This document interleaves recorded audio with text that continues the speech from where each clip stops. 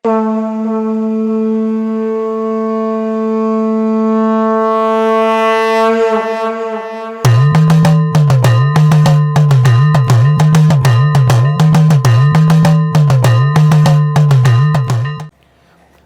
మహాగణాధిపతయే నమః. ఐం మహాసరస్వత్యే నమః. శ్రీ లలితాంబికాదేవ్యే నమః. అయ్యప్ప స్వామి మాల దీక్షలో ఉన్నప్పుడు ఒకవేళ పొరపాటున ఎవరికి రావు, ఒకవేళ పొరపాటున చెడు ఆలోచనలు వస్తే ఏమి చెయ్యాలి? మంచిదే కదా, అది తెలుసుకోవడము చాలా అవసరము కదా.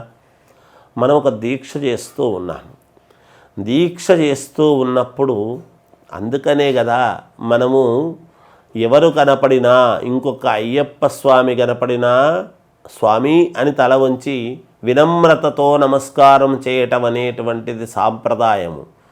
ఇప్పుడు ఏ కులము వాడైనా, ఏ మతము వాడైనా నాది పలానా మతము, నాది పలానా కులము అని తెలియకుండా ఉండటము కోసము ఒక వస్త్రధారణ అనేటువంటిది నియమబద్ధముగా ఉన్నది. అయ్యప్ప స్వామి మాల వేసుకున్నప్పుడు అందరూ అయ్యప్ప భక్తులు అనేటువంటిదే ఉంటుంది తప్ప ఇక్కడ కులమతాలకు అతీతం ఏమీ వేరే విధంగా అయితే ఉండదు. నీదేమిటి నాదేమిటి అని చూసే దృష్టి ఉండదు.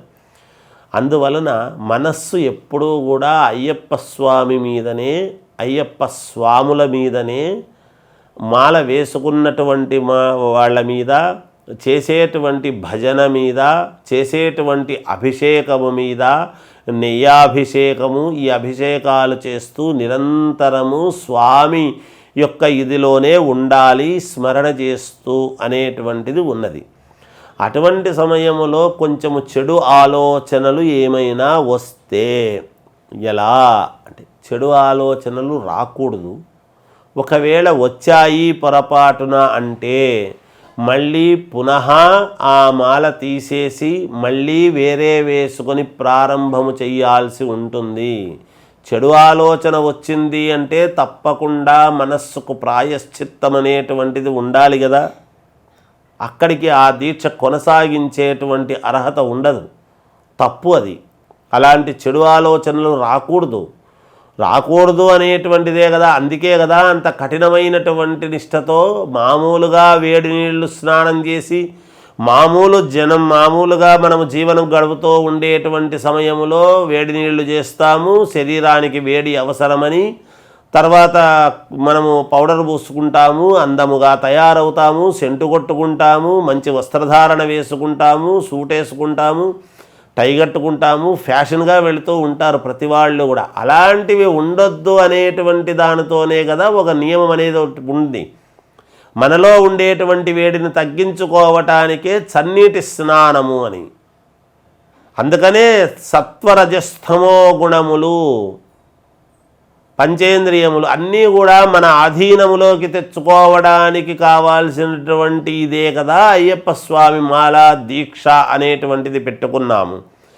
మళ్ళీ చెడు ఆలోచనలు ఎందుకు వస్తాయి? అసలు ఎందుకు రావాలి? సరే, పొరపాటున వస్తే అంటే అప్పుడు ఖచ్చితముగా ఆ దీక్ష అంతవరకే చేసి మళ్ళీ పునః ప్రారంభించవలసినటువంటి ఇది ఉంటుందిగాక. అది కంటిన్యూ చేసేటువంటి అధికారము ఉండదు. తప్పు చేసి నేను కంటిన్యూ చేస్తాను అంటే అయ్యప్ప స్వామి దగ్గర క్షమాపణ అలా ఉండదు. క్షమించడం అనేటువంటిది అంటే స్వామి ఎవరినైనా క్షమిస్తాడు కదా అంటే నిజమే కావచ్చుగాక. భగవంతుడు క్షమించేటువంటి గుణం ఉంది. కానీ మనము తప్పు చేసి నన్ను ఎలాగైనా క్షమించు అంటే అది కాదు. అలా మనము కోరుకోరాదు ఎప్పుడు కూడా. ఎందుకంటే మనము నిష్టగా చేసి, మనము ఎంత నిష్టగా కనపడి చేస్తామో, ఎంత పరమ పవిత్రతతో స్వామిని ఆరాధిస్తామో అంత పదింతల పుణ్యము మనకు దక్కుతుంది అని తెలియజేస్తూ జయోస్తు.